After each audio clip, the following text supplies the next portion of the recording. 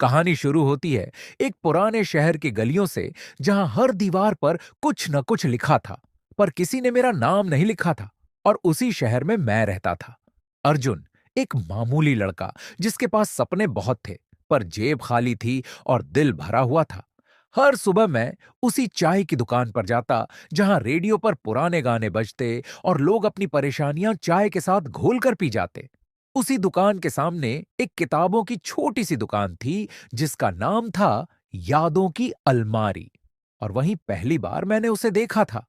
मीरा को उसके हाथ में एक पुरानी डायरी थी, और आंखों में कोई अनकही बात। वो हर मंगलवार को आती, किताबें देखती, एक कोने में बैठकर कुछ लिखती और चुपचाप चली जाती।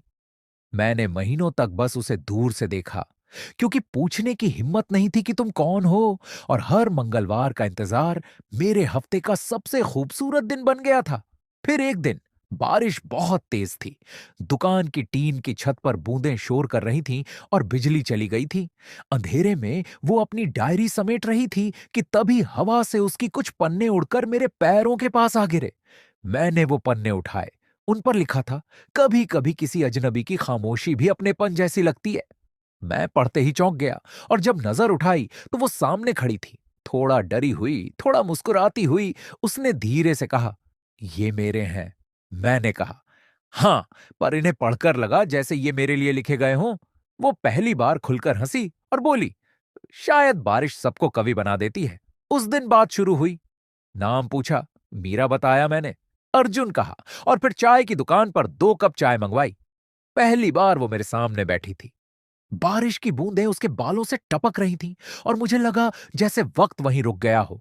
उसने बताया, वो शहर में नई है, किसी पुराने घर को बेचने आई है जो उसके नाना का था। पर वो घर बेचना नहीं चाहती, क्योंकि उस घर की दीवारों में उसकी मां की हंसी बसी है। मैंने कहा, कुछ यादें बेची नहीं जाती।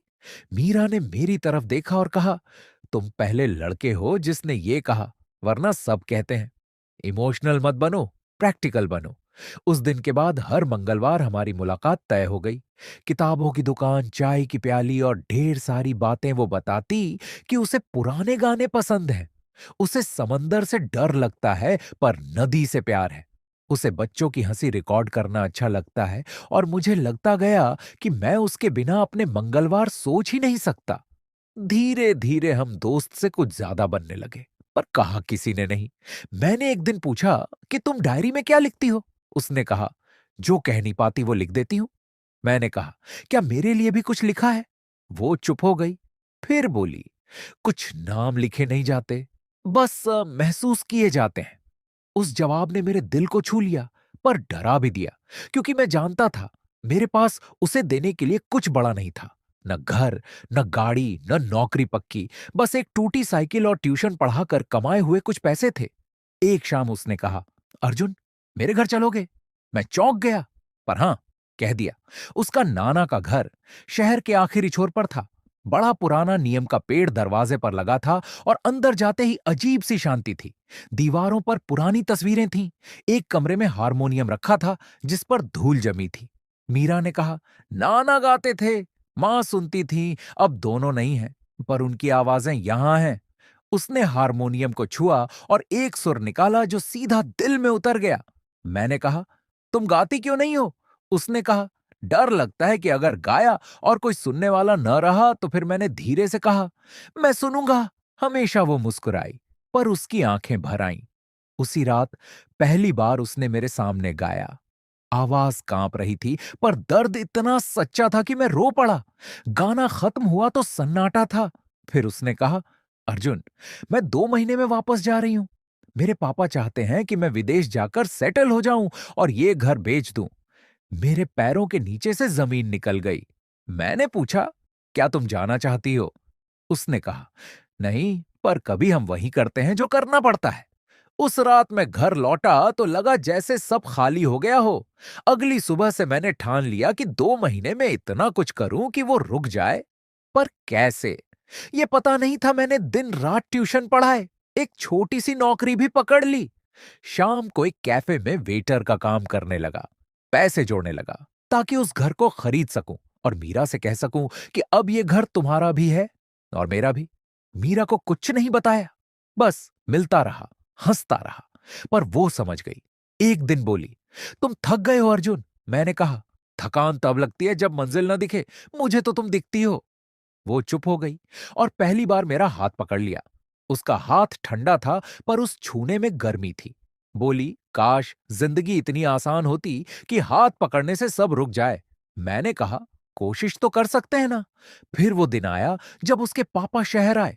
लंबे से आदमी सूट पहने और चेहरे पर सख्ती लिए उन्होंने मीरा से कहा, बेटा, टिकट बुक हो गया है, अगले हफ्ते की फ्लाइट है और मैंने ब्रोकर से बात कर ली है।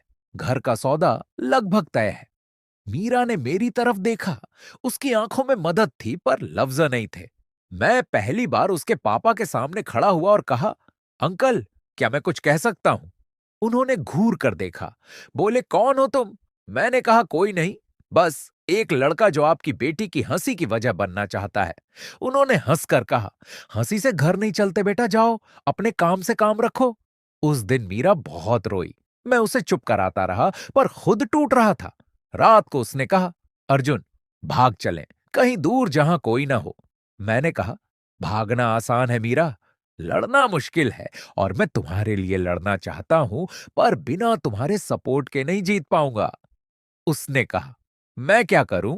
मैंने कहा, बस एक बार पापा से कह दो कि तुम नहीं जाना चाहती, बाकी मैं देख। अगले दिन मीरा ने हिम्मत की और अपने पापा से कह दिया कि वो नहीं जाएगी, घर भी नहीं बेचेगी।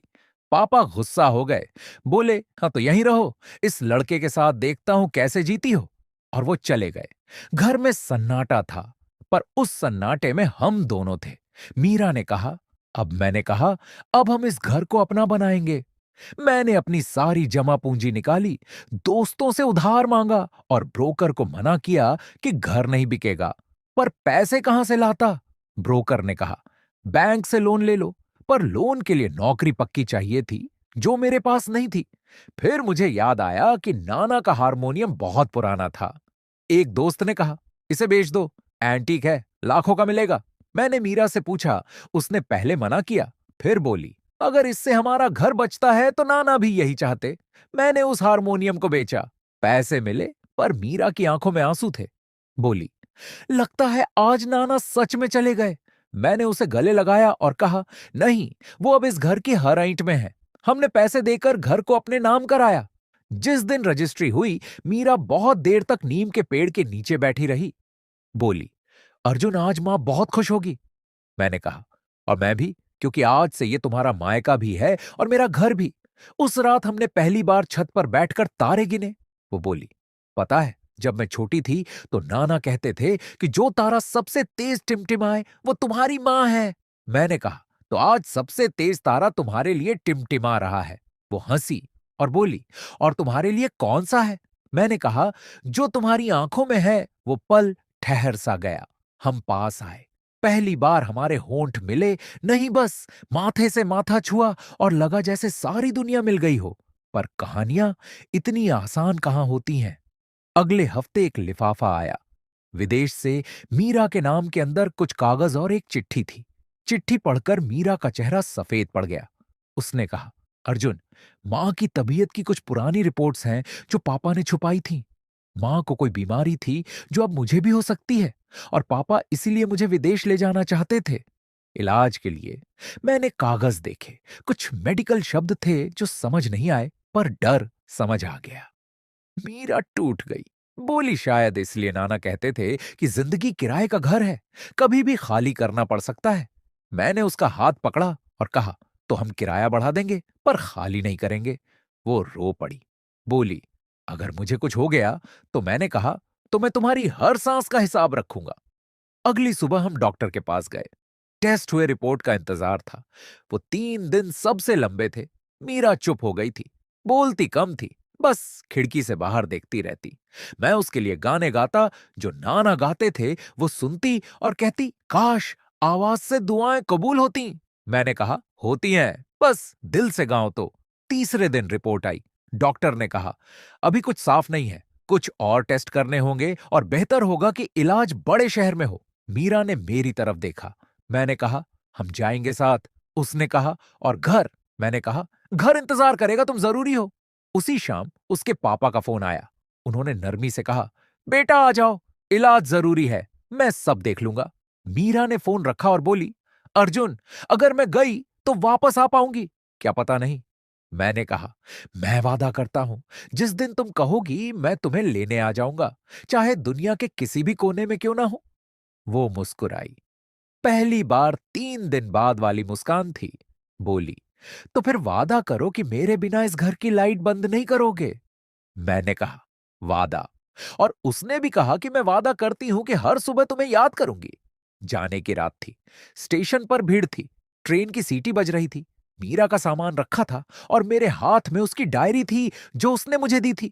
बोली, जब याद आए तो पढ़ लेना, और जब बहुत याद आए तो लिख देना, मैं अगले मंगलवार को पढ़ लूंगी। ट्रेन चली। मीरा खिड़की से हाथ हिला रही थी। मैं दौड़ता रहा जब तक प्लेटफॉर्म खत्म नहीं हुआ। फिर खड़ा रहा जब तक ट्रेन का आखिरी डिब्बा आंखों से ओझल नहीं हुआ। घर लौटा तो हर कोना खाली लगा। नीम का पेड़ भी उदास था। मैंने डायरी खोली। पहले पन्ने पर लिखा था, अर्जुन, अगर तुम ये पढ़ रहे हो तो समझ लेना कि मैं तुमसे बहुत प्यार करती हूं, पर कह नहीं पाई क्योंकि डरती थी कि कहीं तुम रुक ना जाओ और तुम्हारे सपने रुक जाएं। मैं पढ़ते पढ़ते रो पड़ा और तभी फोन बजा। अनजान नंबर था। उठाया तो आवाज आई, अर्जुन बोल रहे हैं। मैं चौंका। हाँ, कौन? दूसरी तरफ से आवाज आई, मैं डॉक्टर हूं, मीरा का एक्सीडेंट हो गया है। स्टेशन से निकलते ही मेरी सांस रुक गई। फोन हाथ से गिर गया और सामने दीवार पर टंगी मां की तस्वीर हिलने लगी, जैसे कुछ कह रही हो। मैं भागा अस्पताल की तरफ, पर रास्ते में सिर्फ एक ही सवाल था कि क्या मैं उसे बचा पाऊंगा या ये कहानी यहीं खत्म हो जाएगी।